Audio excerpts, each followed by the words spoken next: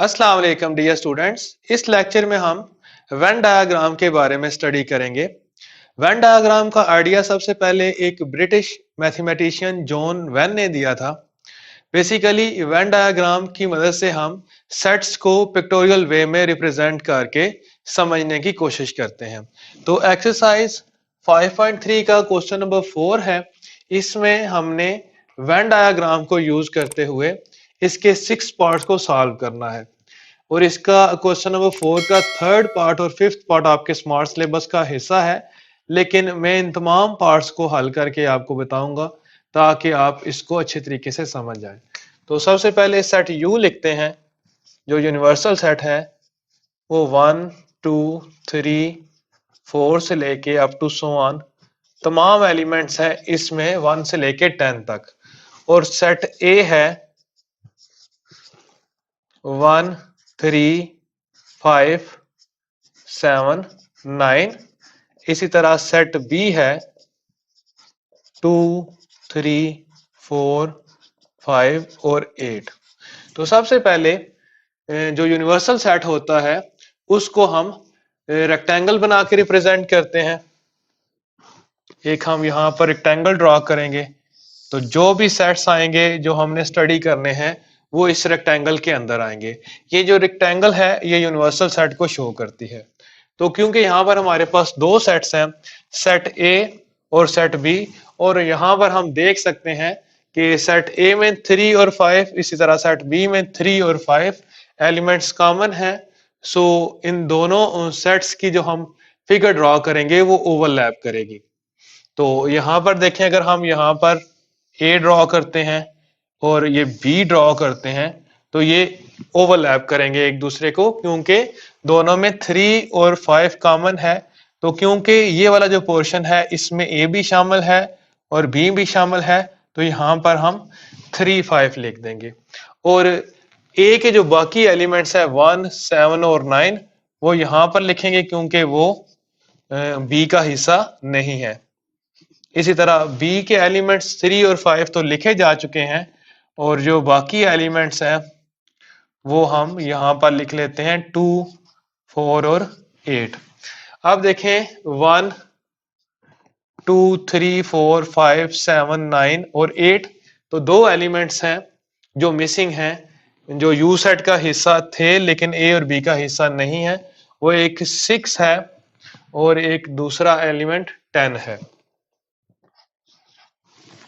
यहाँ पर देखें 3 और 2 5, 5 और 3 8 और फिर दो एलिमेंट्स 10, तो यू के एलिमेंट्स जो 1 से लेके 10 तक हैं वो कंप्लीट हो जाएंगे।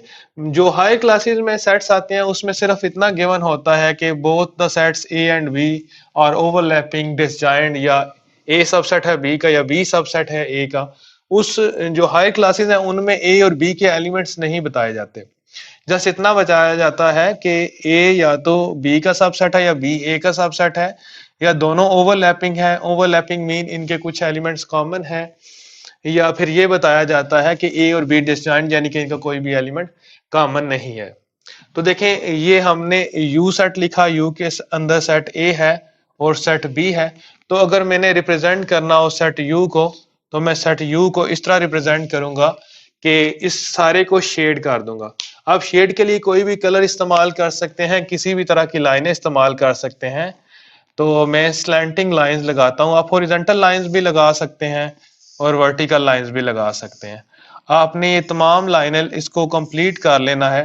तो इस तरह ये जो शेडिंग पोर्शन है ये सेट यू को रिप्रेजेंट करेगा, क्योंकि पूरी की पूरी रेक्टेंगल सेट यू को रिप्रेजेंट करती है, इसलिए पूरी की पूरी रेक्टेंगल को शेड कर दिया जाएगा। तो इस तरह मैंने इसको शेड कर दिया।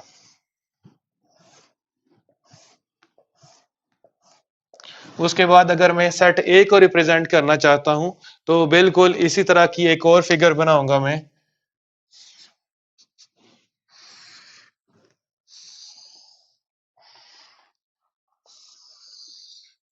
और उसके अंदर अगेन हम ए को लिख देंगे और बी को लिख देंगे। बी ये सेट है, ये ए सेट है, इनके दो एलिमेंट्स कॉमन हैं 3 और 5। तो वो क्योंकि ओवरलैपिंग में आ रहे हैं तो उसको हम यहाँ पर लिखेंगे। इसके बाद 1 7 9 और बी है 2 4 और 8 और इस तरह 6 और 10 ये यू का हिस्सा थे और यहाँ पर हम यू लिख देंगे। ये हमने यू लिखा है तो यू में सारे का सारा इसको हम शेड करेंगे। अगर हमने ए इसको रिप्रेजेंट करना है तो ए के लिए हम ये करेंगे, सिर्फ ए को हम शेड करेंगे। तो ए जो हमने शेड करना है वो ये सारा ए सर्कल जो है इसको शो करना है। एक बात मैं आपको पहले ये बता दूं कि ये सर्कल में इसलिए शो किया जाता है ताकि ये खूबसूरत लगे, अदरवाइज आपको इसको किसी भी तरह की शेप बना के उसको अंदर रिप्रेजेंट कर सकते हैं। तो सर्कल बनाना ज्यादा बेहतर है क्योंकि बुक्स वगैरह पर सर्कल ही बनाए गए हैं। अब क्योंकि हम ए को रिप्रेजेंट करना चाहते हैं तो ए में ये सेट ए जो है ये कंप्लीट आ जाएगा, तो यहां पर हम ए को शेड कर देंगे। तो ए को भी मैंने उसी तरह ही स्लैंटिंग लाइंस ही लगाई। आप चाहे तो हॉरिजॉन्टल या वर्टिकल लाइंस भी लगा सकते हैं। अब आपके जहन में ये आया होगा कि मैंने ये बी को भी साथ में शेड कर दिया है, लेकिन क्योंकि हमने ए को शेड करना था और इत्तफाकिया तौर पर बी भी ए के अंदर आ रहा है इसलिए वो साथ बी भी शामिल हो गया। अदरवाइज अगर ये ए सेट यहाँ पर है, बी इससे कुछ फासले पर होता, डिसजॉइंट सेट होता, यानी कि ए और बी का कोई भी एलिमेंट कॉमन ना आता, तो फिर सिर्फ आपको ये ए ही शेडिंग में मिलना था। लेकिन क्योंकि ये ओवरलैप कर रहे हैं 3 और 5 दोनों में मौजूद हैं, इसलिए जब हम ए को शेड करेंगे तो ऑटोमेटिकली बी का भी कुछ हिस्सा इसमें आ जाएगा। इसी तरह जिस तरह हमने ए को रिप्रेजेंट किया है, इसी तरह अगर हम बी को रिप्रेजेंट करें तो अगेन हमें ये शेप बनानी पड़ेगी। इस शेप में एक सेट ए बनाएंगे, एक सेट बी बनाएंगे और इसमें 3 और 5 कॉमन लेकर आएंगे। 1 7 9 ये ए है और इसी तरह 2 4 8 और साथ में 3 5 भी आता है, ये बी है और ये सेट यू और यहाँ पर 6 और 10 लिख देंगे। अब हमने क्योंकि बी यहाँ पर लिखा हुआ है तो हम बी को शेड करेंगे। तो बी को शेड करने के लिए हम यहाँ पर लाइंस लगा देंगे। अगेन जिस तरह मैंने पहले आपको बताया था कि यू को शेड करने के लिए कलर कर सकते हैं, इसी तरह ए को शेड करने के लिए और बी को शेड करने के लिए भी आप कलर्स का इस्तेमाल कर सकते हैं। या आपको मैं ये एडवाइस करूंगा आप लेड पेंसिल इस्तेमाल करें। अगर ये लाइंस बाहर चली जाती हैं तो उसको आप रिमूव भी कर सकते हैं। तो जिस तरह हमने सेट ए को शेड किया तो 3 और 5 आया, इसी तरह सेट बी को शेड करेंगे तो उसमें भी 3 और 5 आएगा, क्योंकि 3 और 5 बी का भी हिस्सा है और ए का भी हिस्सा है। तो जब हम बी को शेड करेंगे तो ऑटोमेटिकली ए का ये हिस्सा आ जाएगा जिसमें 3 5 शामिल है। तो देखें यहाँ पर सबसे पहले हमने यू को शेड किया कंप्लीटली, इसी तरह ए में सिर्फ ए को शेड किया और बी में सिर्फ बी को शेड किया। ये इन जनरल क्योंकि 3 सेट इन्वॉल्व हैं इस क्वेश्चन में तो इन तीनों को शेड कर दिया। अब देखते हैं हमने प्रूफ क्या करना है। तो फर्स्ट जो पार्ट है इस क्वेश्चन का उसमें हमने a माइनस बी को प्रूव करना है a इंटरसेक्शन b कॉम्प्लीमेंट के इक्वल। तो सबसे पहले हम इसकी जो लेफ्ट हैंड साइड है a माइनस बी इसको फाइंड आउट करते हैं। तो a माइनस बी के लिए यहाँ पर हम अगेन उसी तरह एक यूनिवर्सल सेट ड्रॉ करेंगे और उसके अंदर सेट a और सेट b इनके कॉमन एलिमेंट्स हैं 3 और 5 और ए के बाकी एलिमेंट्स हैं 1 7 9 और बी के बाकी एलिमेंट्स हैं 2 4 और 8 और यू के एलिमेंट्स हैं 6 और 10 जो इन ए और बी के अलावा है। तो ए माइनस बी में हम ये मुराद लेते हैं कि वो एलिमेंट्स जो ए का हिस्सा हो लेकिन बी का हिस्सा ना हो, तो सिर्फ और सिर्फ हम ये वाला पोर्शन शेड कर देंगे ए का। जो एलिमेंट्स कॉमन है ए के बी के साथ उनको हम शेड नहीं करेंगे, क्योंकि ए माइनस बी का मतलब होता है ए के वो एलिमेंट्स जो बी का हिस्सा ना हो। तो इस फिगर को हम फिगर 1 का नाम देते हैं। अब क्योंकि हमने इसको इक्वल प्रूव करना है इसके, तो हमने इसकी फिगर ड्रॉ कर लिया लेफ्ट हैंड साइड की।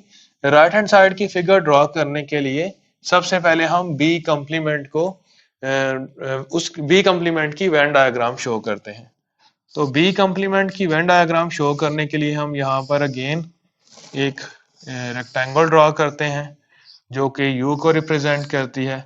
उसके अंदर ए और बी लिखते हैं, कॉमन पोर्शन में 3 और 5 और नॉन कॉमन पोर्शन में 179 और 248 आ जाएंगे। ये सेट बी का हिस्सा है और ये सेट ए का हिस्सा है, और जो बाकी एलिमेंट्स हैं यू के वो 6 और 10 है वो हमने बाहर लिख दिए। अब देखें यहाँ पर हमने बी को शो किया था, बी में हमने कम उस वो सारे का सारा पोर्शन शो कर दिया जिसमें बी के एलिमेंट्स आते हैं, यानी कि 2 3 4 5 और 8 ये सारे का सारा हमने सेट को हाईलाइट कर दिया था। अब बी कॉम्प्लीमेंट में वो एलिमेंट्स होंगे जो यू का हिस्सा होंगे लेकिन बी का हिस्सा नहीं होंगे, तो उससे के लिए हम यू को कंप्लीटली शेड कर देंगे सवाए वो पोर्शन जिसमें बी आता है। तो इस तरह हम ये शेड कर देते हैं।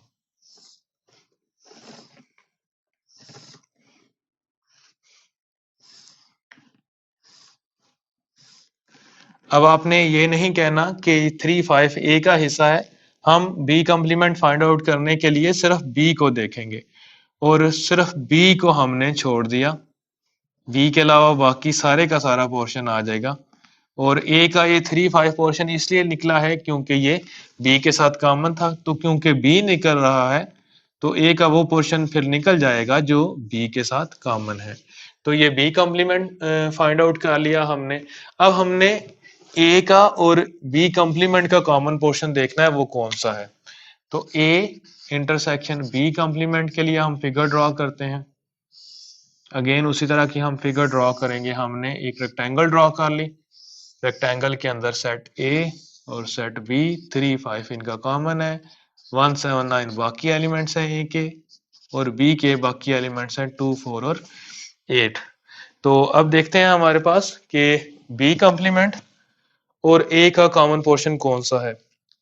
देखें सबसे पहले हम ए देखते हैं, तो ए के जो यू के अंदर था सेट ए, इसके अलावा बाकी जो बाहर वाला सारा पोर्शन है वो खाली है, यानी कि सेट ए सिर्फ हाईलाइट हुआ है।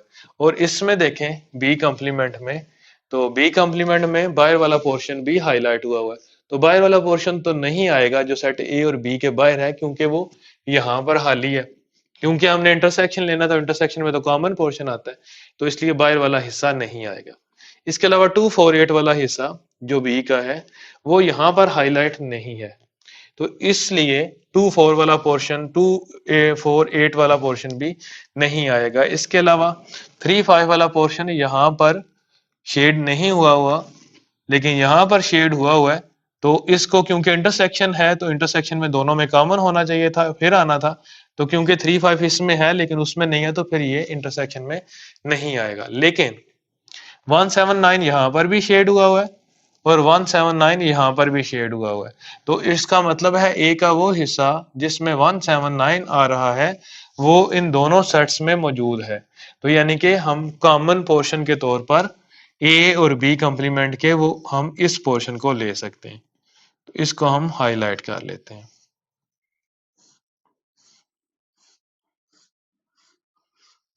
तो इसको अगर हम फिगर 2 का नाम दें तो देखें from figure 1 and from figure 2 A minus B में भी 179 ही हाईलाइट हुए थे और ए इंटरसेक्शन बी कॉम्प्लीमेंट में भी 179 ही हाईलाइट हुए हैं।